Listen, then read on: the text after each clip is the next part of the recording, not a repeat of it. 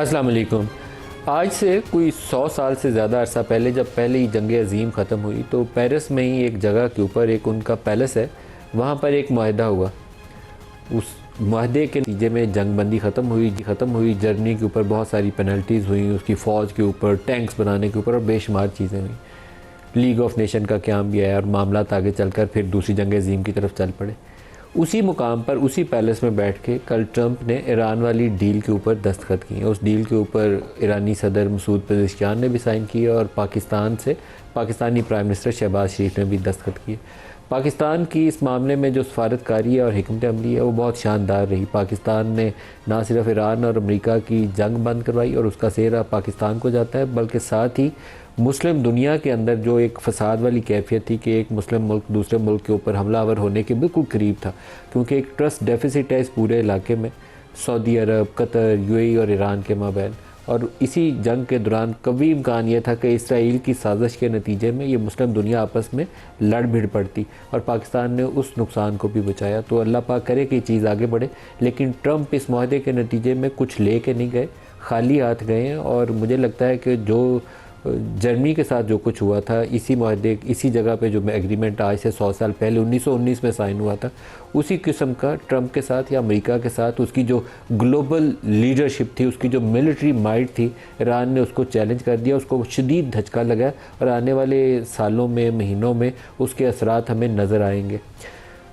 Trump कहते थे कि जो ओबामा ने डील साइन की थी 2015 में ईरान के साथ, वो बहुत ज़्यादा फेवर्स दे दी थी। उन्होंने न्यूक्लियर प्रोग्राम भी चल रहा था, मिसाइल भी उसके पास मौजूद थे और वहाँ पे जो उसका फ्रोज़न एसेट्स थे वो भी रिलीज़ कर दिए थे। अब जो डील ट्रंप ने एग्री की है उसके नतीजे में $100 अरब से ज़ायद के जो फ्रोज़न एसेट्स हैं अमेरिका उसको रिलीज़ करेगा। $300 अरब जो नेबरिंग अरब कंट्रीज़ हैं, मिडल ईस्टर्न कंट्रीज़ हैं, वो ईरान के अंदर इन्वेस्ट करेंगे। और इसी तरीके से कभी इम्कान ये होगा, न्यूक्लियर के ऊपर तो अभी कुछ है ही नहीं है, वो आगे 60 रोज़ के अंदर आपस में बातचीत करनी है। कभी इम्कान ये है कि सिविल न्यूक्लियर यूज़ के हवाले से उसको इजाज़त होगी। और ट्रंप ने ख़ुद कह दिया कि मिसाइल तो वो रखेगा, क्योंकि बाकियों के पास मिसाइल हैं तो बहुत अनफेयर होगा अगर ईरान के पास मिसाइल ना हो। तो ट्रंप खाली हाथ यहाँ से जा रहे हैं। वो कहते हैं कि मैंने हुर्मुज़ खुलवा दी, ना खुलवाता तो हुर्मुज़ 28 से पहले वैसे ही खुली थी। और अब हुर्मुज़ के ऊपर ईरान और ओमान दोनों कहते हैं कि हम अपना कंट्रोल बरकरार रखेंगे। तो एक नई दुनिया है हमारे सामने। देखिए आने वाले महीने और साल क्या पैगाम लेकर आते हैं। आज प्रोग्राम में इस इशू को भी डिस्कस करेंगे और पाकिस्तान की जो सियासी फ़िज़ा है जिसमें बहुत ज़्यादा जिक्र हो रहा है, आज डिप्टी प्राइम मिनिस्टर ने भी उसके ऊपर एक स्टेटमेंट जारी की नए आबी ज़खायर के हवाले से, क्योंकि इंडिया पाकिस्तानी पानियों का रुख मोड़ रहा है। वो चनाब के पानी के ऊपर बंद बांधने की और डैम बनाने की कोशिश कर रहा है और हम आपस की लड़ाइयों में और सियासी अपने मफादात को आगे रख कर गेमें कर रहे हैं, जिसका पाकिस्तान के मुस्तकबिल को बहुत नुकसान हो सकता है। बहुत बड़ा चैलेंज है। प्रोग्राम में हमारे साथ मेहमान शख्सियत हैं, राना सनाउल्लाह ख़ज़म के मशीर है सियासी अमूर के हवाले से। राना साहब, प्रोग्राम में आपको खुश आमदीद कहते हैं। Thank you sir. पानियों से शुरू करते हैं सर। मेरा ख्याल है कि शुरू जो है वो उसी से होनी चाहिए जो आपने ट्रंप से शुरू करने सर। जो आपने जो है वो इंट्रो में बात की है। फील्ड मार्शल को शाबाशी देनी है या शाबाशी? नहीं, इसमें शाबाशी की बात नहीं है।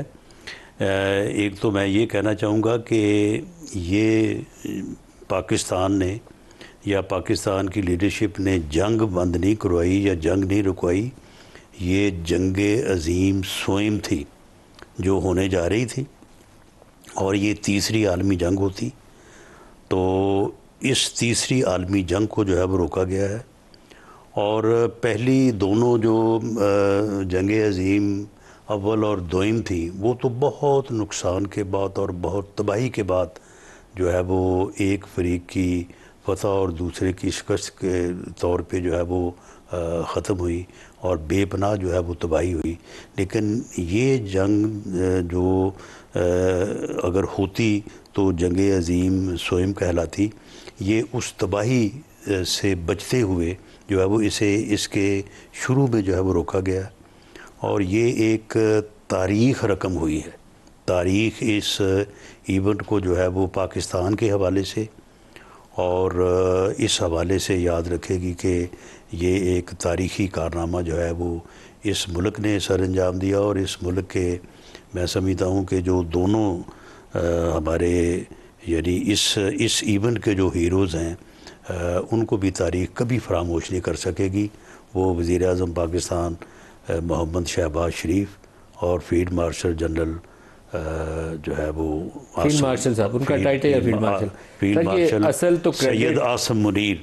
तो ये क्रेडिट तो ये फील्ड मार्शल का ही है, अकेले बंदे का ही है। नहीं, ये क्रेडिट जो है ना, ये लोग जो है ना, ये बीच में जो लोग अपना बोगस, कोई अनाद, कोई हमारे साथ, कोई पॉलिटिकली जो है ना, वो इस किस्म की ना हेरा फेरी की कोशिश करते हैं। ये हेरा फेरी हो नहीं सकती। आप मुझे बताएं, एक मरतबा ये थ्रू आउट इस दौरान कभी मियाँ शहबाज शरीफ ने इसका क्रेडिट खुद लिया हो और सैयद आसम मुनीर को ना दिया हो, और सैयद आसम मुनीर ने कभी बात की हो और उन्होंने इसका क्रेडिट खुद लिया हो और मियाँ शहबाज शरीफ को ना दिया हो। सर मैं तो उन दोनों ने हमेशा एक दूसरे को क्रेडिट दिया है। तो अगर आप फील्ड मार्शल को क्रेडिट देते हैं तो फील्ड मार्शल ये क्रेडिट मियाँ शहबाज शरीफ को देते हैं। तो इसलिए ये हेरा फेरी जो है ना, ये बहुत सारे लोग कर रहे हैं। सर आप लेकिन ये चलनी नहीं है, आपके अपने वज़ीर आज़म में आप चलनी नहीं है। ये दोनों हीरो हैं और मैं समझता हूँ कि इनको तारीख़ जो है वो कभी फरामोश नहीं करेगी।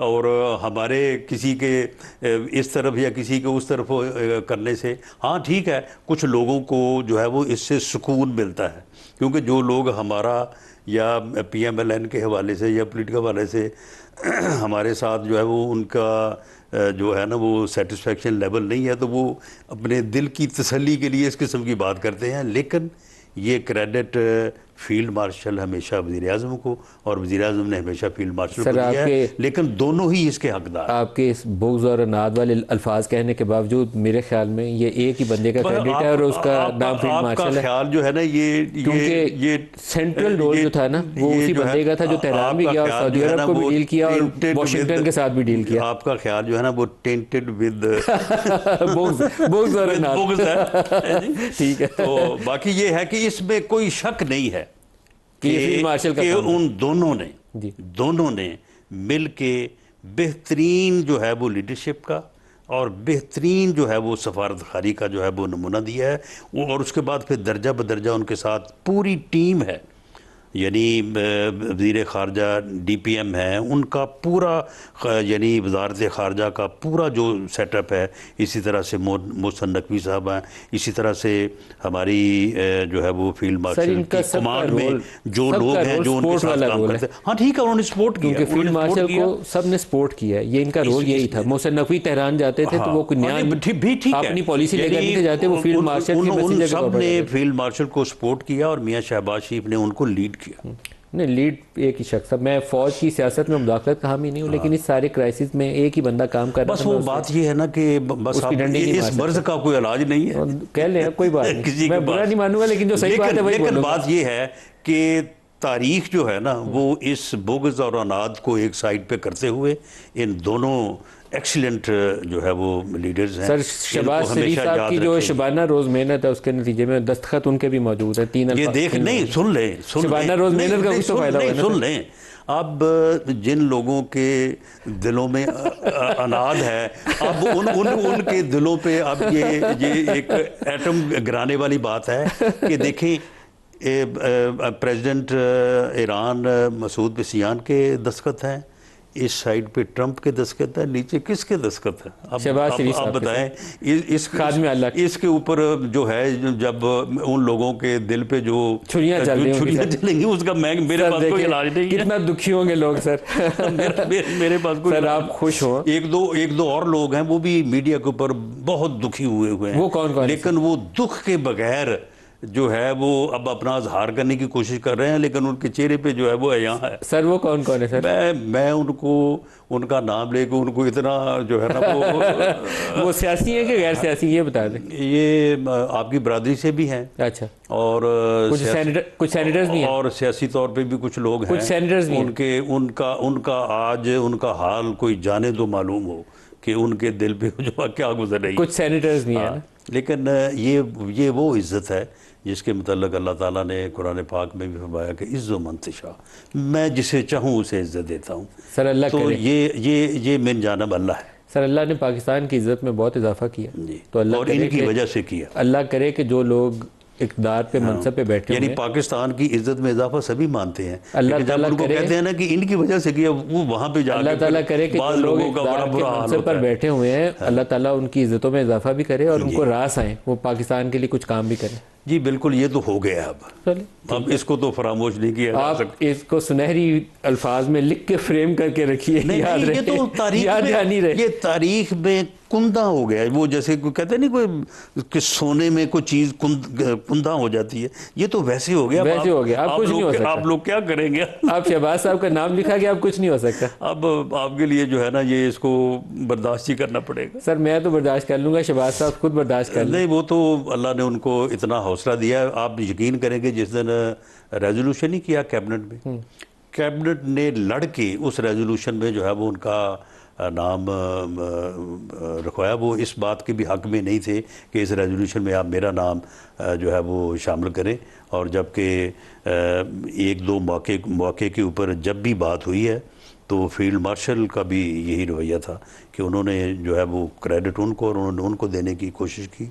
लेकिन असल बात ये है कि दोनों ने एक दूसरे की रहनुमाई भी की और एक दूसरे के साथ, यानी ये उनके इत्तेफाक का भी एक शाहकार के तौर पे जो है ना, ये सारा प्रोसीडिंग, अगर कभी उन्होंने कोई उन दोनों में से, मेरा ख्याल है कि फील्ड मार्शल इस किस्म का ज़ौक़ रखते हैं, अगर उन दोनों में से मार्का हक़ और ये जो इवेंट हुआ है इसके ऊपर कोई किताब लिखी, वैसे मियाँ शाहबाशी साहब से मैं तो रिक्वेस्ट करूँगा कि वो ज़रूर लिखें, तो ये सारी चीज़ें उसमें आएंगी। सर इन दोनों के आपस में ताल्लुकात कैसे हैं? कुछ ऐसी दरार का आने का डर तो नहीं है कि आने वाले दिनों? देखिए जी, मेरी मौजूदगी में या मेरे जो भी मीटिंग्स होती हैं, यानी ये पहल होती है कि किसी भी मसले के ऊपर किसने पहले कोई डिसीजन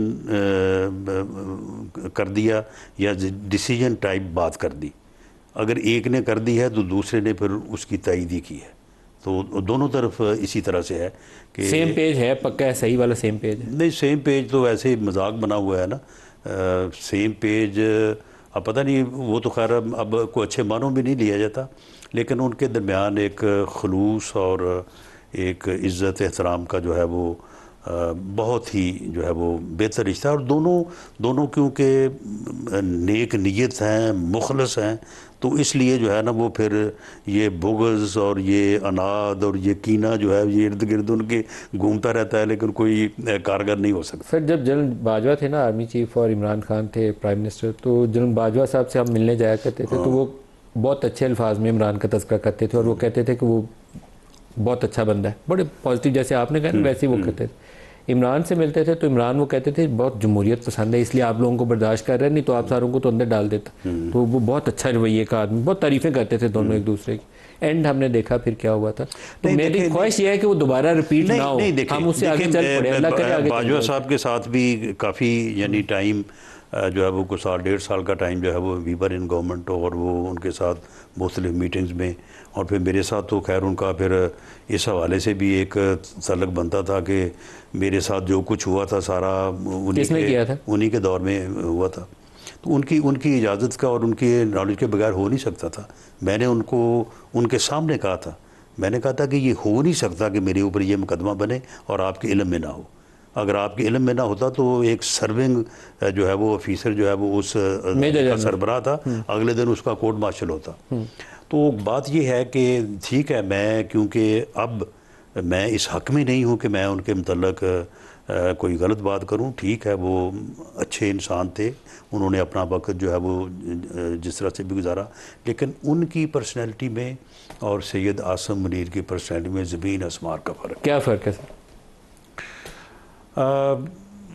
ये बहुत ज़्यादा यानी जो है वो क्लैरिटी है इनमें, कंपोज्ड हैं, मामला फ़हम है, और जिस बात को दुरुस्त समझते हैं उसके ऊपर जो है वो बिल्कुल किसी लगी लपटी के बगैर जो है वो बड़ा एक मुसम्मम अंदाज में जो है वो बात करते हैं। जबकि बाजवा साहब का थे कि वो बहुत बात करते थे, बड़ी यानी डिटेल्ड गुफ्तगू करते थे, और मैंने उनको देखा कि वो उनका जो डिसीजन होता था वो बस ऐसे ही होता था कि अगर आज एक बात कर रहे हैं तो कल शायद उस बात को वो जो है वो अदरवाइज कर रहे हों, लेकिन इनमें मैंने बड़ी फर्मनेस देखी है। जनरल मुशर्रफ अल्लाह उनके दर्जात बुलंद करे, मग़फ़िरत फरमाए उनकी, उनसे एक दफ़ा पूछा कि अगर आप में नहीं, आप जनरल मुशर्रफ का आप सैयद आसिम मुनीर से मुकाबला करेंगे? आपसे सवाल करने लगा। उनसे मैंने पूछा कि जनरल कियानी और जनरल राहील शरीफ और आप तीनों अगर हों तो आप किसको ज़्यादा मार्क्स देंगे? तो जनरल कियानी को तो उन्होंने पीछे छोड़ दिया, जनरल राहील शरीफ साहब को उन्होंने प्लस में मार्क्स दिए। तो अगर आप दोनों का कंपैरिजन करें, मुशर्रफ साहब को भी शामिल कर ले, तो आप सबसे ज़्यादा मार्क्स किसको देते हैं? मैं दोनों किनका? मैं तीनों का।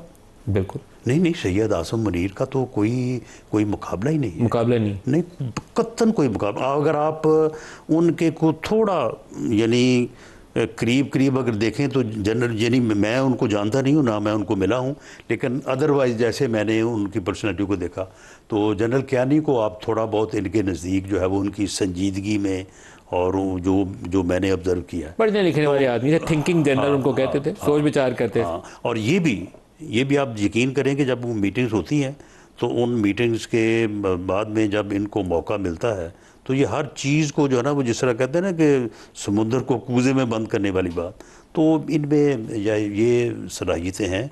और इस दौरान भी जब ये मीडिएशन का अमल हुआ, अब इसमें क्योंकि इन दोनों साहबान ने, जो कि मैं समझता हूँ कि इस इवेंट के हीरोज़ हैं, इन्होंने आज तक कोई बात नहीं की। ये भी आप देखें ना, ये भी एक बहुत बड़ी बात है कि इन दोनों से आपने कोई बात नहीं सुनी कि जी आज हमने ये किया है, कल हमने वो किया था, आज ये करेंगे, अगले दिन वो करेंगे।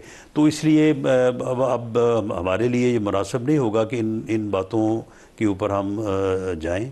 तो इनकी जो है वो जो यानी गुफ्तगू होती रही है, जो आपस में एक्सचेंज ऑफ जो है वो मैसेज होता रहा, उसमें भी इन लोगों का बड़ा कमाल है, बड़ी इनकी एक्सपर्टीज़ है। सर एक चीज़ और बता दें, खबरें तो ये चलती थी कि बजट के बाद कुछ रगड़ा फिरना है, कुछ लोगों की छुट्टी होनी है, कुछ वजारतों से नाखुशी पाई जाती है पिंडी में, तो कुछ लोग वजीर बदल जाएंगे, कुछ ऐसी चीज़ होने वाली? तो वजीरों का क्या है, वजीर तो कैबिनेट जो है वो तो जो है वो कुछ कैबिनेट में तब्दीली होने वाली? वो देखें, कैबिनेट जो है वो प्रोगेटिव है प्राइम मिनिस्टर का, वो जब चाहें जिसको चाहें चेंज करते हैं। ये तो सर बदलने वाली?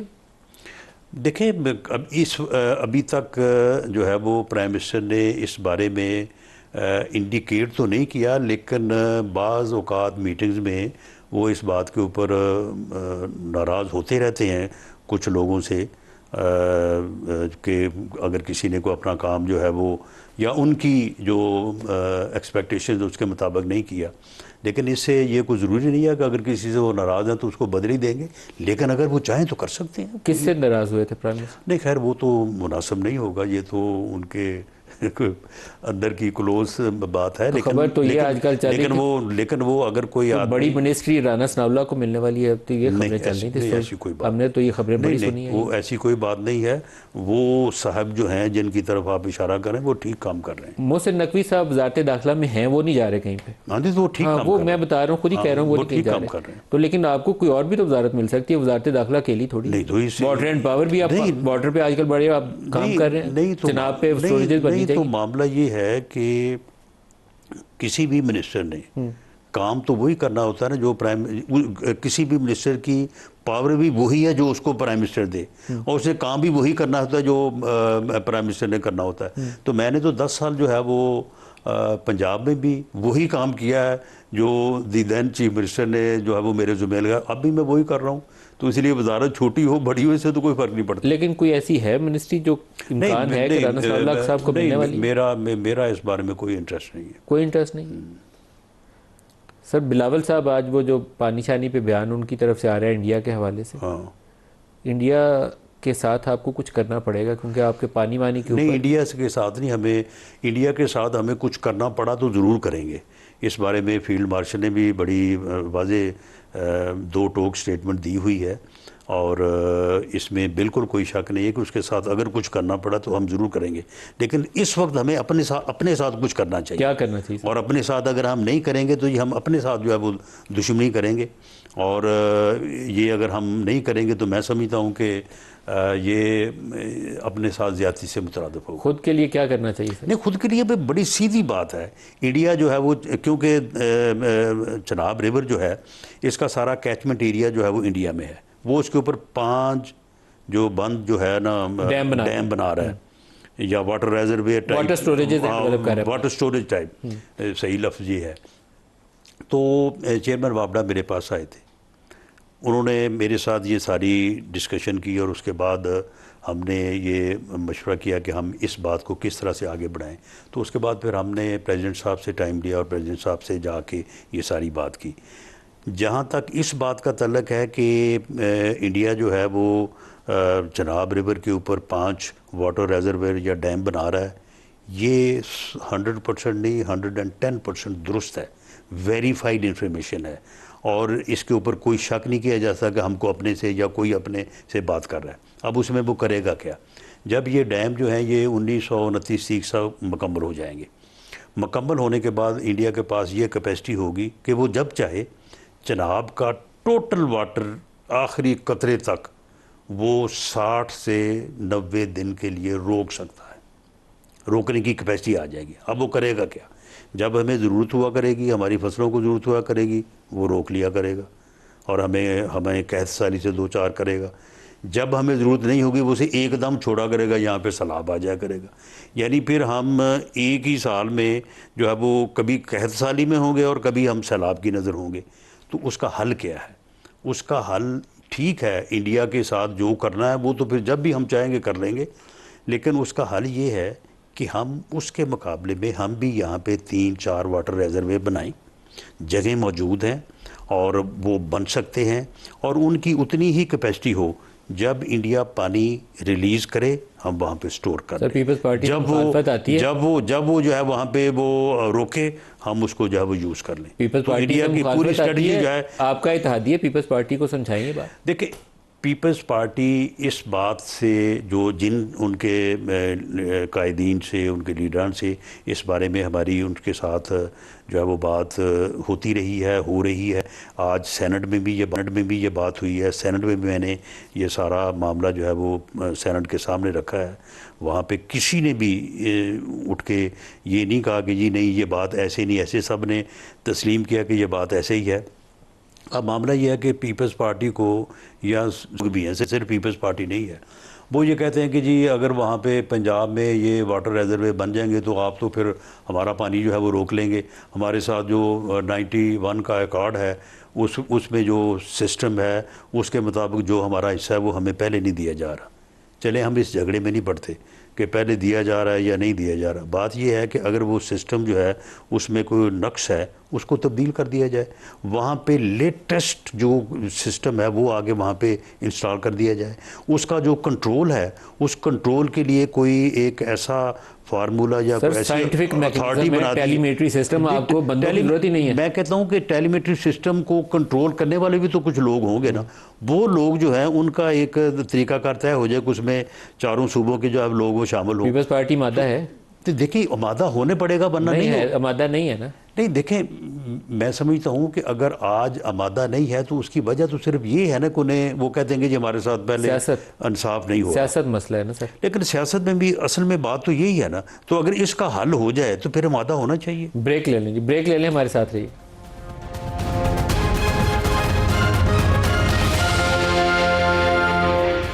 प्रोग्राम में दोबारा खुश आमदीद कहते हैं। राना साहब, पानी वाला सवाल अधूरा रह गया था, इसके ऊपर जल्दी फैसला होना चाहिए और इसमें गुंजाइश नहीं है पाकिस्तान के पास कि हम सियासत खेलते रहें और टाइम गुजरता रहे।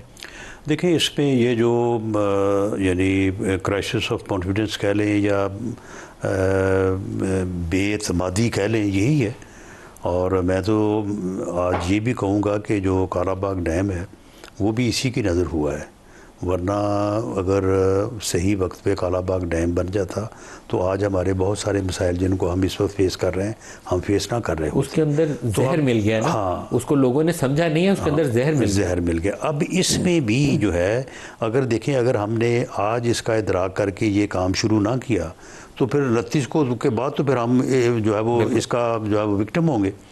तो इसके लिए जो है वो इस बारे में आज भी जिस तरह से मैंने अर्ज़ किया कि सेनेट में बात हुई है तो इसके ऊपर डिबेट होनी चाहिए इसके ऊपर जो जिसका भी एतराज़ है उसको एड्रेस होना चाहिए। और इसमें इसके अलावा कोई एतराज़ नहीं है कि जो अदम एतमाद यानी बदएतमादी है कि जी वो देखें जी हमें हमारे साथ हमारा पानी ले जाएंगे, हमारा पानी रोका गया। वो भाई पानी अगर चले, हम इस बहस में नहीं पड़ते कि नहीं रोका गया है, तो वो जो सिस्टम है उस सिस्टम को जो है वो बेहतरीन करके ठीक करके उसको, और उसका कंट्रोल जो है वो कॉमन हो। सर राना साहब, एक और सवाल ये है कि पाकिस्तान का जो इंटरनेशनली स्टैंडिंग और स्टेचर बढ़ा है ये ईरान वाले पीस टॉक्स, ईरान अमेरिका वाले मामले के बाद, हमें ये इंडिया वाले मामले में इस्तेमाल करना चाहिए। पानी के ऊपर हक है हमारा, कोई मेहरबानी नहीं है किसी की कि किसी ने आगे फैसिलिटेट करना है।